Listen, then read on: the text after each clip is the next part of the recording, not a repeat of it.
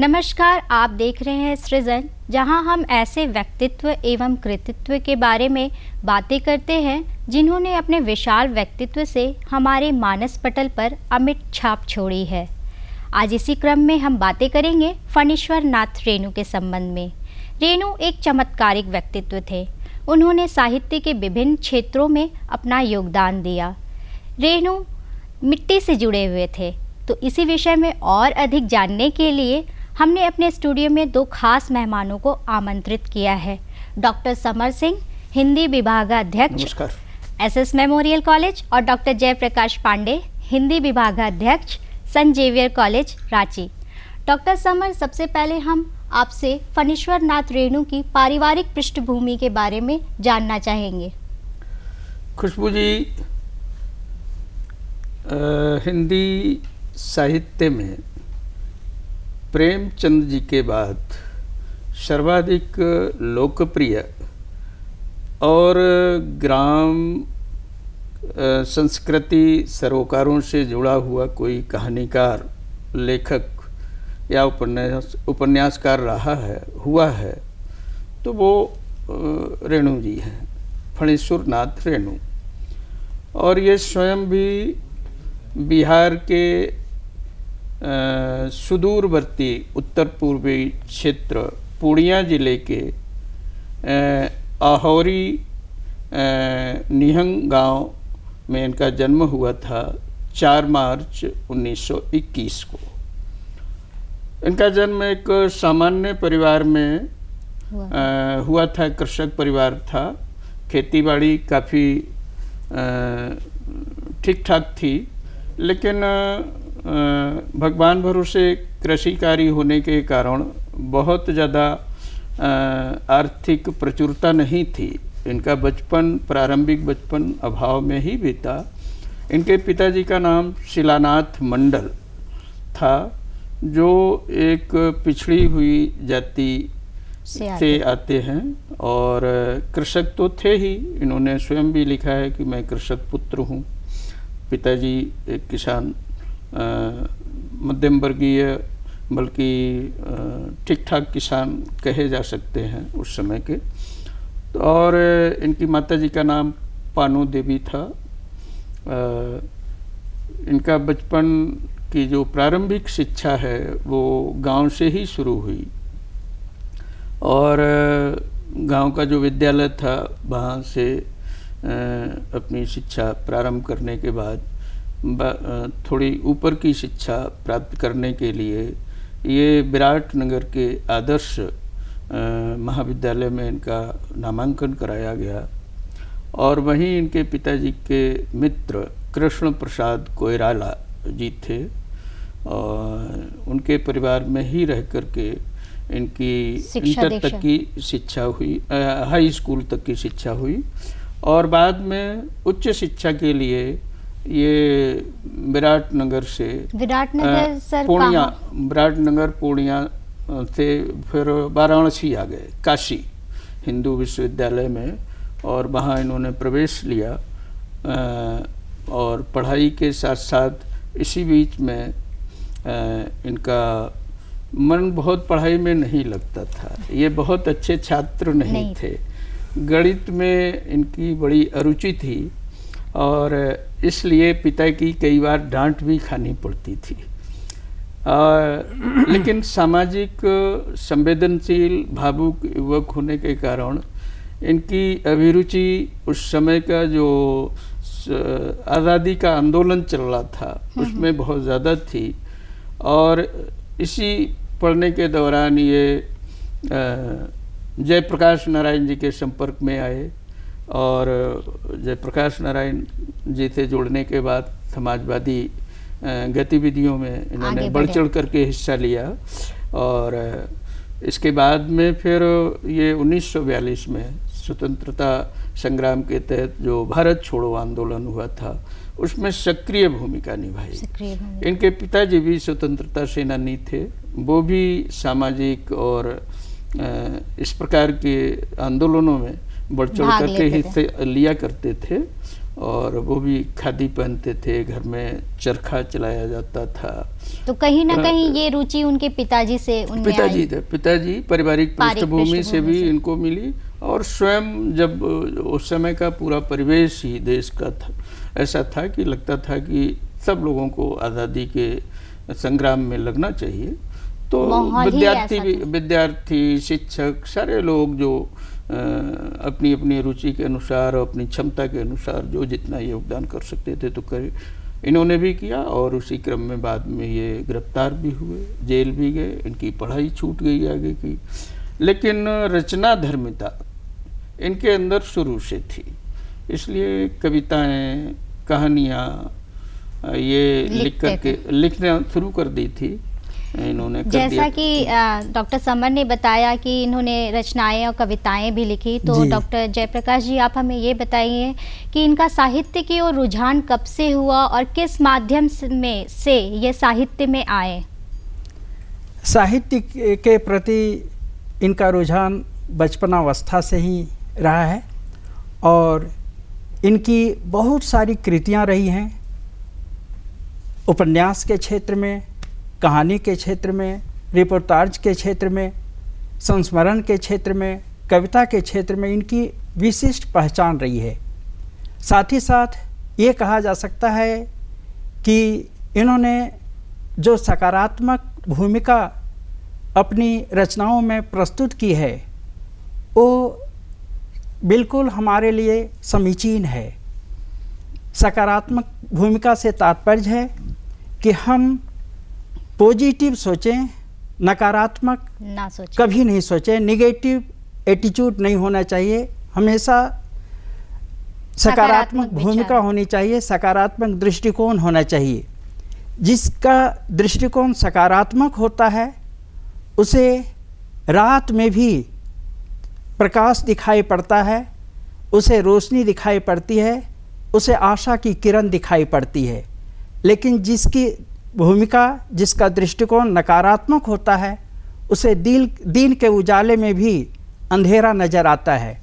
और सबसे बड़ी बात कि ये आशावादी रचनाकार रहे हैं, जिजीविषा के रचनाकार रहे हैं। जीने की इच्छा कैसे हो, वर्तमान, भूत, भविष्य हमारे जीवन के अंग हैं।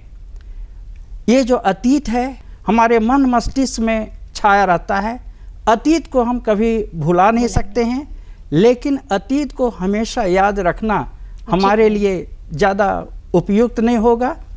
अतीत हमारे लिए सुखद है या दुखद, वो वही है, उसे हम बदल नहीं सकते हैं। और वर्तमान हमारी आँखों में है, और वर्तमान को ही हम ज़्यादा से ज़्यादा महत्व दे सकते हैं। सबसे अधिक बात युवाओं के लिए ये प्रेरक रहे हैं। युवाओं के लिए सबसे ज़्यादा भविष्य रहता है।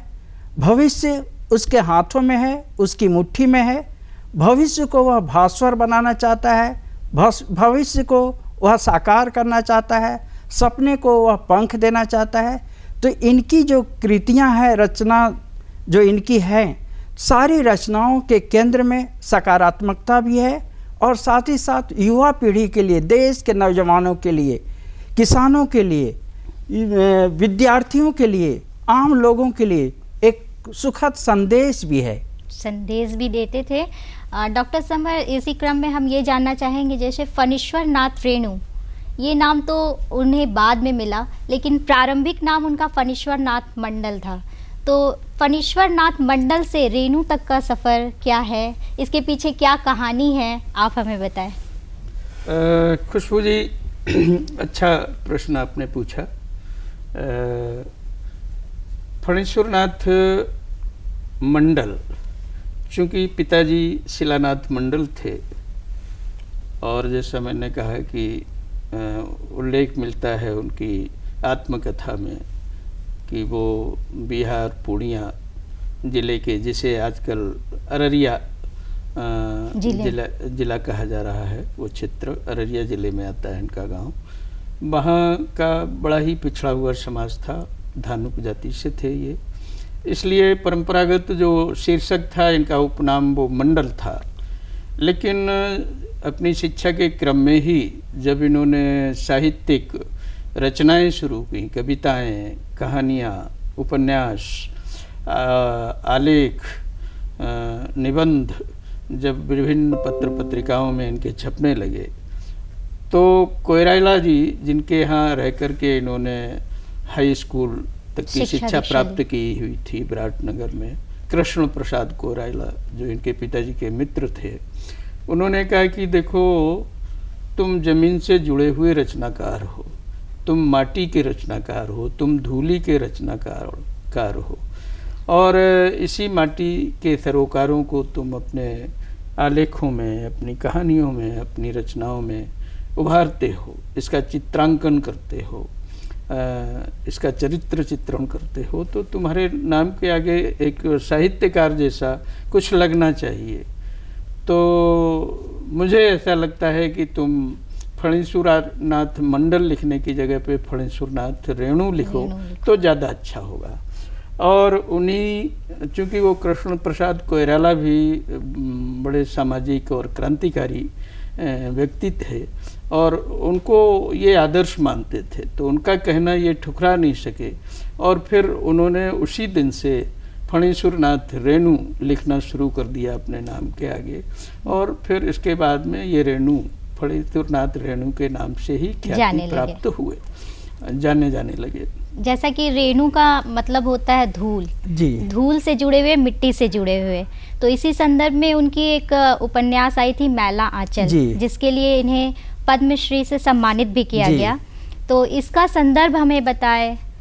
मैला आंचल के बारे में कहा जाता है कि ये जो उपन्यास है, ये उपन्यास किसी अंचल विशेष से संबंधित है, और उसमें उन्होंने संकेत किया है मैला आंचल उपन्यास में भूमिका के तौर पर कि इसमें फूल भी है, इसमें सूल भी है, इसमें धूल भी है, इसमें गुलाब भी है, इसमें कीचड़ भी है, इसमें चंदन भी है, इसमें सुंदरता भी है, इसमें कुरूपता भी है। और उन्होंने यह भी स्वीकार किया कि मैं किसी से दामन बचाकर नहीं निकल पाया, अर्थात वैविध्य की झलक इसमें मिलती है। लोगों की इच्छा, आकांक्षा, रीति रिवाज, पर्व त्यौहार, सोच विचार को पूरी प्रामाणिकता के साथ मैला आंचल में इन्होंने प्रस्तुत किया है। एक कविता सुमित्रानंद पंत की रही है, धूल भरा मैला सा आंचल, भारत माता ग्रामवासिनी धूल भरा मैला सा आंचल। इसी से प्रेरित होकर इन्होंने अपने उपन्यास का शीर्षक रखा है मैला आंचल।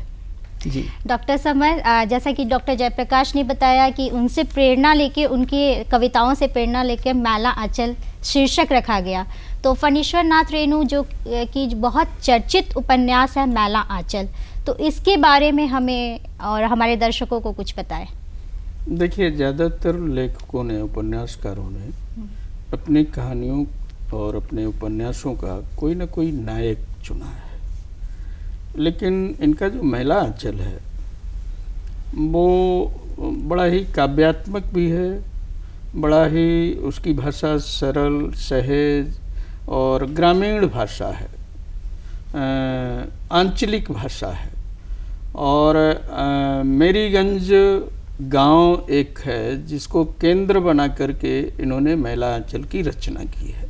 वहाँ का ग्राम्य जीवन में बहुत पिछड़ापन है। इसी पिछड़ेपन को देख करके एक नया MBBS पास करने वाला डॉक्टर प्रशांत बनर्जी, जो मैरीगंज को अपने सेवा देना स्वीकार करता है और जाकर के वहाँ अस्पताल खुलता है, सरकारी अस्पताल, और उसी अस्पताल में वो एक चिकित्सक के नाते आसपास के ग्रामीणों की सेवा करता है। लेकिन वो प्रशांत उनके नाटक का के केंद्र में होने के बावजूद भी वो नायक नहीं है, नायक है अंचल। इसीलिए इसको आंचलिक उपन्यास कहा गया है, आंचलिक उपन्यास कहा गया। उन आंचलिकता जो है वो स्वयं नायक बन जाती है। आंचलिकता मतलब वहाँ के रीति रिवाज, वहाँ के सरोकार, वहाँ की भाषा, वहाँ का पहनावा ओढ़ावा, वहाँ की गालियाँ, वहाँ के पुरस्कार, ये सारी चीज़ें, वहाँ का जो जीवन का प्रत्येक चीज़, प्रकृति से लेकर के कृत्रिम तक जो जुड़े हुए, जो सारी चीज़ें उपयोग, दैनिक उपयोग की चीज़ें हैं, वो आंचलिकता के तहत उनका सबका विशद, लालटेन, गमकौआ साबुन, ये सारी चीज़ें जो वहाँ की भाषा में जो बोली जाती हैं, तो ये सब चीज़ें आई हैं उभर करके। और जो पात्र हैं वो तो उसी में नए नए पात्र जुड़ते गए और कुछ कथानक उसी में विलीन होते गए, इसलिए कोई कथानक शुरू से लेकर के अंत तक मैला आंचल में नहीं चला। छोटे छोटे खंडों में बटा हुआ ये नाटक कुल 72 खंडों में बटा हुआ है, और जो 2 भागों में बाद में बांटा है, पहले उसमें 44 और दूसरे में 19 संभवतः ये उसके उपसर्ग हैं। तो इस प्रकार से मैला आंचल के किसी एक व्यक्ति को हम नायक कह सकें, ऐसा ये उचित नहीं होगा, उनकी आंचलिकता के साथ न्याय नहीं होगा। इन्होंने स्वयं कहा है, और बल्कि नागेंद्र ने कहा है कि ये तो इसकी कहानियाँ भी आंचलिक ही हैं, रेणु जी की, और इनका उपन्यास भी आंचलिक है। तो इसी से मिलते जुलते पहला इनका उपन्यास मैला आंचल 1954 में प्रकाशित हुआ है, और उसी के लिए इन्हें, जैसा आपने कहा कि पद्मश्री सम्मान से अलंकृत किया गया। और इसके बाद 1957 में इनका परती पर कथा, ये उपन्यास, और एक तीसरा उपन्यास और जो 1960 में प्रकाशित हुआ है। तो कहानियाँ इनकी ज़्यादा, कहानी संग्रह अग्निखोर, ठुमरी, अच्छे आदमी, और सावन की दोपहरी, ऐसे कहानी संग्रह है। डॉक्टर जयप्रकाश जी, जैसा कि डॉक्टर समर ने बताया कि इन्होंने कई कहानियां भी लिखी, जिसमें से ठुमरी है, अग्निखोर है, एक लाल पान की बेगम, जैसा मुझे याद आ रहा है। हाँ, उसके बारे में आप कुछ बताएं। लाल पान की बेगम, उसमें ग्रामीण जीवन के परिवेश को उन्होंने दर्शाया है कि वहाँ के पर्व त्योहार, वहाँ के रहन सहन, वहाँ के मेला आदि को किस तरह से लोग प्रदर्शित करते हैं। विशेषकर एक ऐसे परिवार की कहानी उसमें कही गई है जिसके पति आर्थिक उपार्जन उतना नहीं कर पाता है, लेकिन अपने परिवार की खुशी के लिए वह हर तरह से तैयार रहता है। अपनी पत्नी को वह मेला घुमाने के लिए ले जाना चाहता है, लेकिन उसे कहीं देर हो जाती है। पत्नी यहाँ पर बेचारी प्रतीक्षा कर रही है, बच्चे सब प्रतीक्षा कर रहे हैं, उसके अड़ोस पड़ोस के लोग प्रतीक्षा कर रहे हैं और ताना भी मान रहे हैं कि यहाँ पर अब देखो तुम्हें कोई ले जाने वाला नहीं है। लेकिन अकस्मात उनके पति का आगमन होता है और फिर मेला देखने के लिए सारे लोग तैयार हो जाते हैं। और उसमें उन्होंने दर्शाया है कि ये जो उनकी पत्नी है, इतने बच्चे हो गए हैं, इतने दिन बीत गए हैं, लेकिन अभी भी वह जस के तस है। ये जो शब्द वहाँ पर प्रयुक्त किया है कि जस के तस, कि वहाँ पर एकदम बिल्कुल, चूँकि ये मनोभाव पर निर्भर करता है। उम्र अधिक भी हो, लेकिन यदि मनोभाव ठीक रहे तो उम्र का अंदाज़ा लगाना बड़ा कठिन हो जाता है। तो ये एक तरह से उसमें दर्शाया है कि हम अपने जीवन में खुशी, जो छोटी छोटी खुशी है, छोटी छोटी जो घटनाएं हैं, उसी को हम आनंद के साथ व्यतीत करें और जीवन को सरस बनावें, उसे और भी हम स्वदेशीपूर्ण बनाएं। स्वदेशीपूर्ण बनाएं, उद्देश्यपूर्ण बनाएं। डॉक्टर समर, हम आपसे ये जानना चाहेंगे कि रेणु जी ने एक कहानी लिखी थी, मारे गए गुलफाम, इसके बारे में आप, जिस पे फिल्म भी बनी है, आप उस पे कुछ बताएं हमें। मारे गए गुलफाम की ही चर्चा कर रहे थे पांडे जी। अच्छा। मारे गए, इसी पर तीसरी कसम फिल्म बनी है, और जिसमें राज कपूर उसके पात्र, मुख्य पात्र थे, हीरो जिसको कहते हैं, नायक, और नायिका वहीदा रहमान ये थी। और उसका एक बहुत गीत जीवन के यथार्थ से जुड़ा हुआ है, सजन रे झूठ मत बोलो, खुदा के पास जाना है, न हाथी है न घोड़ा है, वहाँ पैदल ही जाना है। और ये गीत तो उस समय बच्चे बच्चे के मुंह पर था। और दूसरा अपने संघर्ष से जूझता हुआ नायक आगे बढ़ता है, तो फिर वो एक और दूसरा गीत गुनगुनाया करता था, वो जो चलत मुसाफिर मोह लियो, जब वो प्रेम प्रसंग में फंसता है एक युवती के, पिंजड़े वाली मुनिया, ये गीत गाता है। तो वो कई लंबा गीत है, गीत को दोहराना नहीं है यहाँ। तो मतलब जीवन से के बड़े यथार्थ को और इनकी कहानियों को पढ़ करके ऐसा नहीं लगता है कि हम कहानी पढ़ रहे हैं, ऐसा लगता है कि वो चित्रपट हमारे मन मस्तिष्क पर चल रहा है। कहीं ना कहीं हम कोई चलचित्र देख रहे हों, कोई सिनेमा देख रहे हों, और उस वहाँ सिनेमा नहीं कहते थे, सनीमा कहते थे लोग, सनीमा। तो सनीमा देख रहे हैं, और उस समय सनीमा वो मेले में लगता था, बाइस्कोप वाला ले जाके दिखाता था। वहाँ के एक टेम्पररी टॉकीज बना के ज़मीन पे बैठ के लोग देखते थे, कुर्सियाँ नहीं होती थी, आज जैसे टॉकीज नहीं होते थे, तो उसी में बैठ के देखने वाले वो सिनेमा होते थे। तो वो उस प्रकार की आंचलिकता को लेकर के, और वहाँ लोकगीतों से जुड़े हुए सरोकारों को इन्होंने उसमें निर्देशक ने उभारा है। और स्वयं लेखक का जो अपना जीवन होता है वो कहीं ना कहीं उसकी कहानियों में, उसके साहित्य में प्रदर्शित होता है। तो इनका व्यक्तिगत जीवन बड़ा संघर्षपूर्ण रहा है। जेल भी गए, और इधर इनकी पहली पत्नी बीमार पड़ गई, और बाद में वो पक्षाघात की शिकार हो गई, वो मृत प्राय जीवन उनका था। फिर इसी बीच में दूसरी शादी हुई, तो फिर ये तपेदिक से बीमार पड़ गए, और पटना मेडिकल कॉलेज में इनको फिर भर्ती होना पड़ा। वहाँ जो सेवा शुश्रूषा में लगी हुई थी परिचारिका, उससे इनको प्रेम हो जाता है। फिर उससे तीसरी शादी होती है लतिका जी से, और वो इनके जीवन पर्यंत रहीं, और उन्होंने इनके साहित्यिक और स्वतंत्रता संग्राम आंदोलनों में काफ़ी सहयोग किया। और वो सहचरी, एक मतलब सच्ची पत्नी, अर्धांगिनी के रूप में उन्होंने इनका साथ दिया।